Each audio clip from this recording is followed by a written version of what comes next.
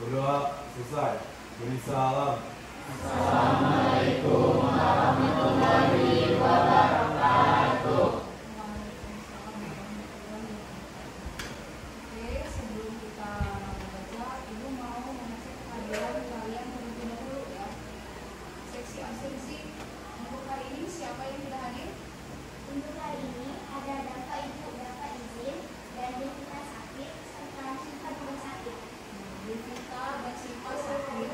Kita doakan semuanya mudah-mudahan Devita dan Syifa dipaskan sembuh. Dan selanjutnya kita akan mengecek kerapihan seragam kalian. Silakan dicek kerapihannya apakah pakai ikat pinggang, bajunya sudah dimasukkan.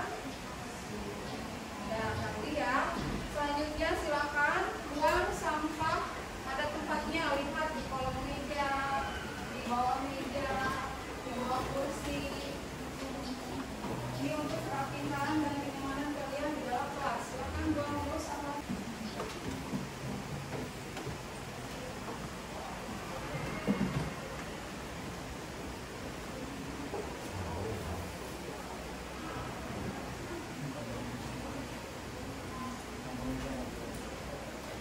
Ya, terima kasih untuk Fitri dan Awalin.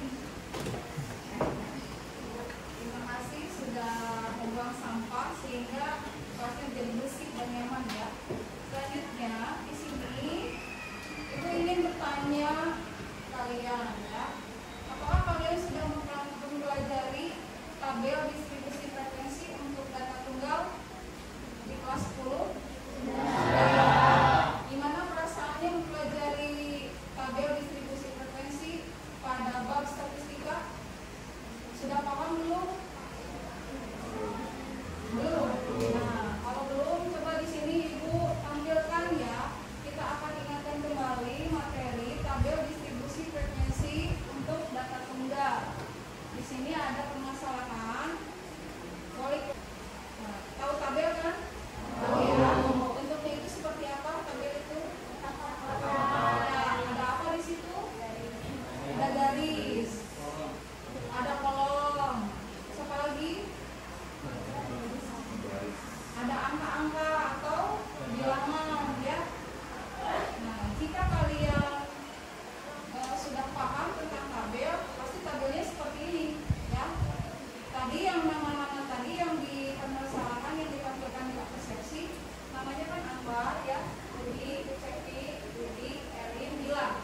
Bila dimasukkan ke apa nih? Kolom nama ya. Terus ke kolom yang kedua itu nilai ulangannya, nilai ulangan matematika. Oke? 80. Bilang 90. Nah, jadi penyajian data dari permasalahan yang tadi bisa dalam bentuk tabel. Ini tabelnya untuk data tunggal. Kira-kira tabel seperti ini manfaatnya buat kalian itu apa? Yang Laura angkat tangannya.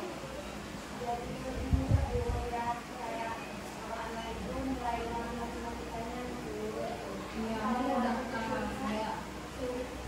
Ya, kalau misalkan dalam tulisan seperti tadi sulit untuk kita memahaminya, tapi kalau dalam bentuk tabel seperti ini kalian lebih paham. Terus apa lagi kira-kira kalau kalian misalkan ke kantor-kantor, kalian ingin tahu tentang data-data di kantor tersebut, misalkan kantor kecamatan. Nah, ada data seperti ini berupa tabel. Kira-kira manfaatnya untuk kalian apa sebagai pengunjung kantor kecamatan tersebut? Silakan. Kira-kira apa manfaatnya? Kira-kira memudahkan mengetahui informasinya, Bu. Mengetahui informasi tentang data ya di kecamatan tersebut. Nah, seperti itu ya. Kemudian lihat tujuan pembelajaran hari ini. Nah, di sini kita akan belajar tentang apa saja sih ya. Di sini kalian nanti akan dapat menyajikan data atau informasi ke dalam bentuk matriks melalui diskusi dan presentasi. Jadi nanti ada diskusi kelompok ya. Nanti Ibu akan bentuk kelompoknya dan nanti hasil diskusinya dipresentasikan. Kemudian peserta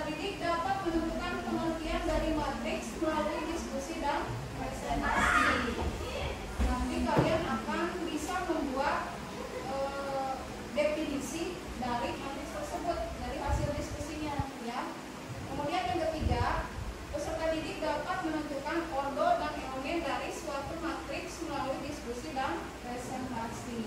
Jadi semuanya melalui diskusi dan presentasi. Artinya di sini kita nanti akan dibagi kelompok ya.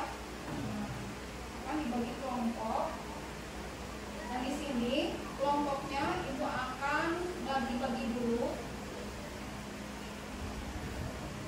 Nah, kelompok yang pertama nanti Rifka, Nesya, Alia, M. Ramdhani, sama Lala, Siti Sabrina, sama Rasya.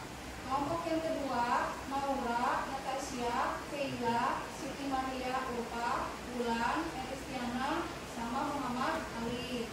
Kelompok 3 M. Awali, Lam, M. Fikri, Naswa, Naila, Siti Febrianti, dan Ayu. Nah, nanti kelompok ini kalian duduknya sesuai dengan kelompoknya masing-masing. Jadi nanti silakan susun meja dan kursinya bentuk tempat diskusi yang nyaman untuk kalian ya. Kelompok 1 di sini, kelompok 2 agak belakang, kelompok 3 di sebelah kanan kalian. Ya. Silakan kalian rubah posisi duduk kalian masing-masing sesuai dengan kelompoknya yang tadi sudah Ibu bagikan.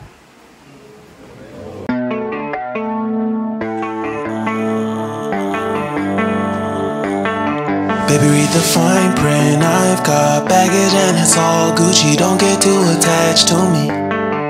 Everybody act like the answer. One love like in the movies. Wasting precious time assuming.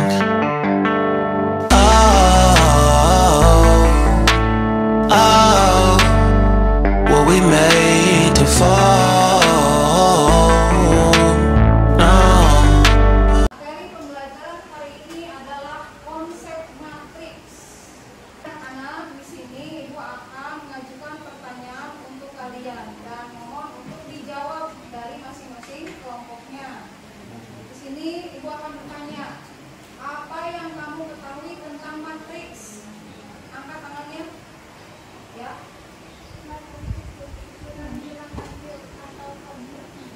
Matriks adalah susunan bilang real atau kompleks. Siapa lagi? Unsur apa saja yang ada pada matriks? Ya, angka. Siapa lagi? Ya. Unsur perkalian. Ada lagi? Garis Bu. Garis. Pertanyaan ketiga, apakah perbedaan garis dan kolom?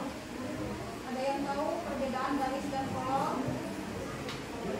Kalau garis itu lurus, Garis itu lurus, kalau kolom lengkap.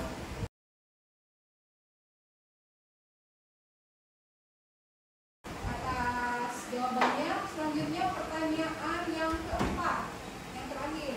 Apa yang kamu ketahui tentang ordo dan elemen? Tahu ya, nanti akan kita pelajari ya. Untuk yang nggak tahunya seperti ordo dan elemen nanti kita akan pelajari. Dan terima kasih atas jawabannya yang tadi ya. Di sini yang Ibu perhatikan kalian belum mengetahui tentang konsep matriks. Jadi kesimpulannya seperti itu setelah Ibu kasih 4 pertanyaan mematik ini. Nah, selanjutnya di sini kita akan menggunakan model pembelajaran PBL, yaitu problem based learning. Jadi Ibu akan menampilkan problem dulu atau permasalahan ya. Nah, permasalahan ini ada juga di LKPD yang sudah Ibu bagikan tadi. Silakan dibuka ya LKPD-nya. Nah, permasalahannya di sini yang A, perhatikan ya. Permasalahan A, silakan kira-kira apa yang belum kalian pahami di permasalahan A. Permasalahan A, ya, Rasya. Kalau nama-nama yang ada di tabel itu diacak, Nama-nama yang ada tabel ya, nanti di pertanyaan LKPD mungkin ya, boleh diacak atau tidak.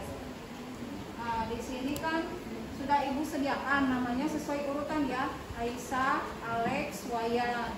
Jadi tidak boleh diacak. Jadi harus sesuai dengan tabelnya supaya nanti jawabannya sama dengan yang lain. Kemudian permasalahan berikutnya, permasalahan B. Coba silakan dibaca.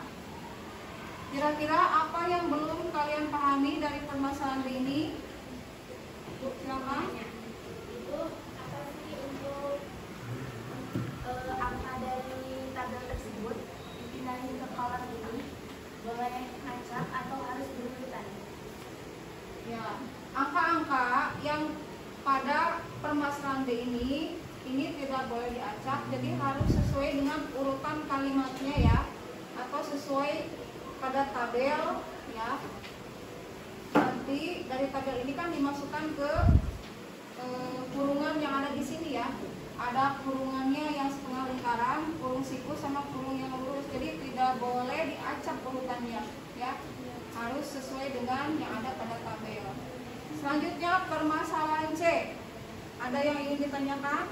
Ada Bu. Ya, silakan. Izin bertanya. Di sini kan instruksinya mengubah penampilan datanya ya Bu. Di sini Ya. kan sudah dipaparkan tentang tabelnya. Gimana sih Bu? Kita masih kurang paham tentang ordo sama elemen-elemen matriksnya ini. Gimana cara mengubah penampilannya itu? Ya. Untuk ordo dan elemen nanti Ibu akan tampilkan materi tentang ordo dan elemen.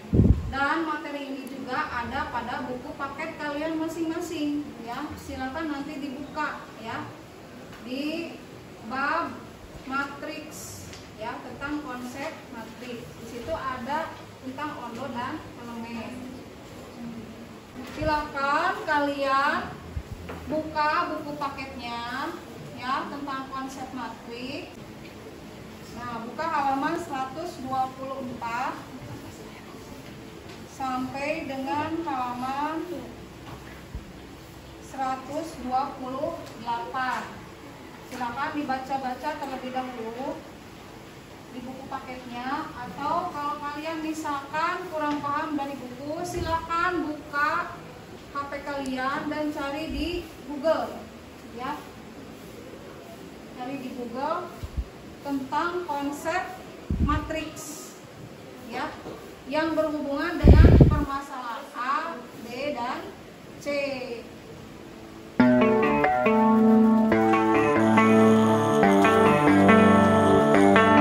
Baby, read the fine print. Sekarang buka LKPD yang sudah Ibu bagikan tadi ya, dan isi. Nah, isinya itu silakan diskusikan bersama dengan teman-teman kalian di dalam kelompoknya masing-masing.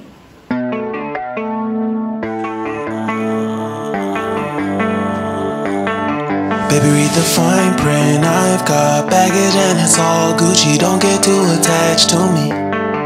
Everybody act like the answer. One love like in the movies. Wasting precious time assuming.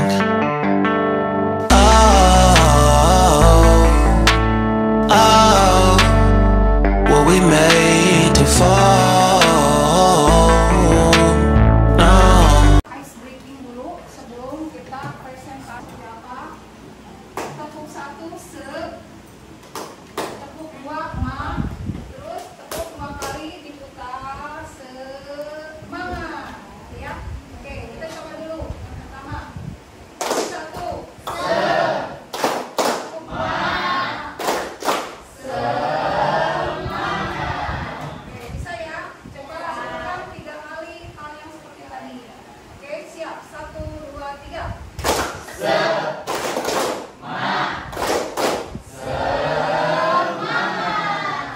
Kedua.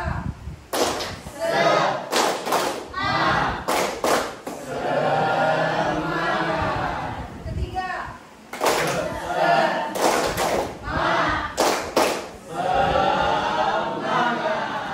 Oke, presentasikan hasil diskusinya. Silakan dimulai dari kelompok 1 dulu. Perwakilannya 3 orang.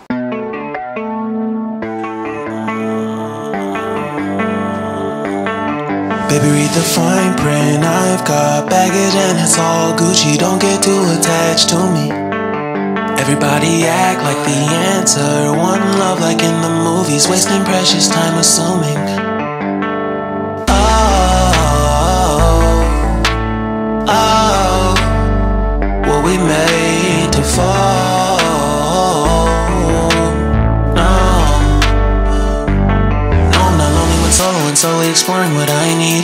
Cause dozens of times I swear that I knew when the wisdom was scanty. Doesn't mean I was broken, so open I gave until empty. Got it all back by myself, now nobody can tempt me.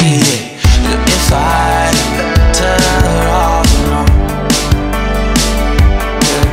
I'll breathe and embrace it on my own. Can't keep making exits from the pressure. Lessons after lessons had to question these glaring design flaws. Can't keep love built from a love song. No, I'm not only with solo and solely exploring what I need. Cause dozens of times I swear that I knew when the wisdom was scanty. Doesn't mean I was broken, so open I gave and I gave and I gave and I gave and I gave and I gave and I gave and I gave and I gave and I gave and I gave and I gave and I gave and I. And if I'm better off alone, I'll breathe and embrace it on my own. And if I'm better off alone, I'll breathe and embrace it on my own. On my own. I've had my heart broken, crushed, yet I survived it. Refreshed love, I've been reminded that it's all about alignment. Most people break up, most people break up.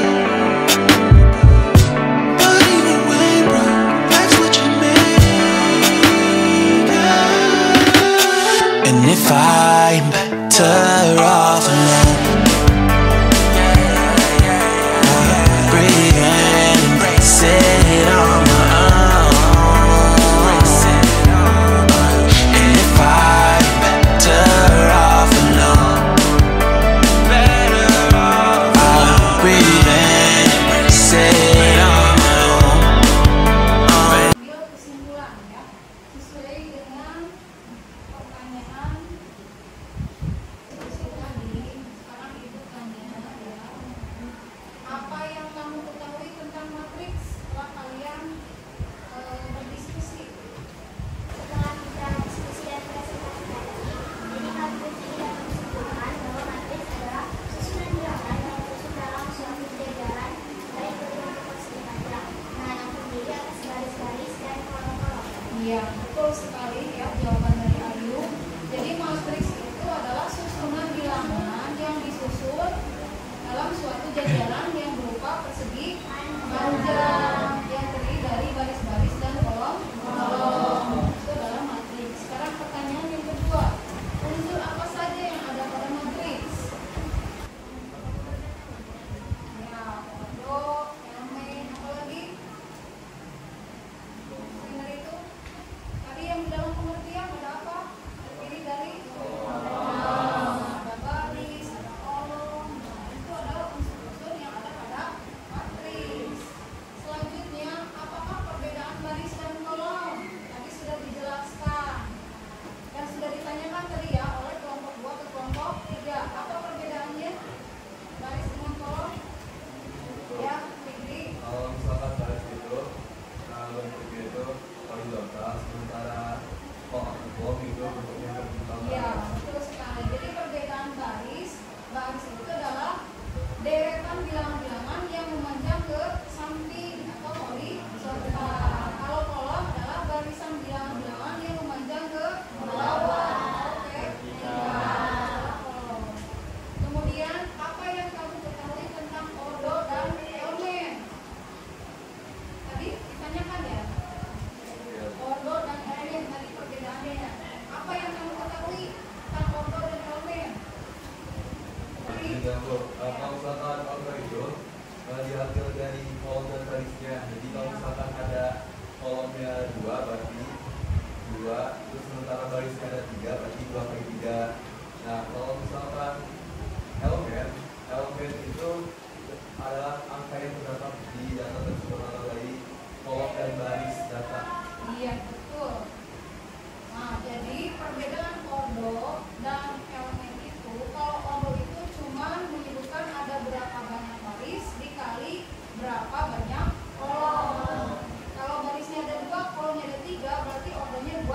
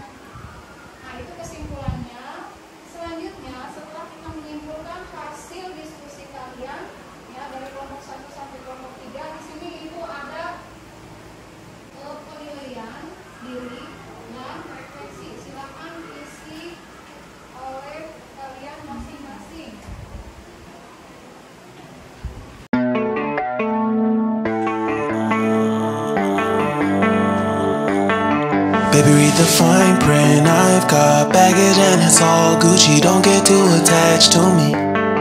Everybody act like the answer. One love like in the movies. Wasting precious time assuming.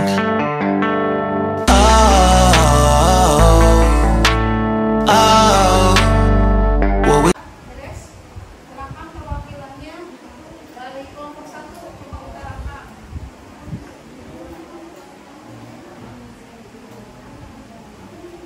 Diri ya. Perkenalkan nama saya. Perkenalkan nama saya Alisa Mari. Di sini akan merefleksikan hasil dari belajar tentang konsep matriks. Saya memahami konsep matriks, ya. Terus saya mengikuti pembelajaran konsep matriks ini. Terus saya juga berdiskusi dengan anggota kelompok lain dan kelompok saya dalam kelompok saya. Terus saya juga bisa menerapkan konsep matriks pada permasalahan yang lain. Kemudian saya juga lebih memahami konsep matriks dengan pembelajaran problem based learning.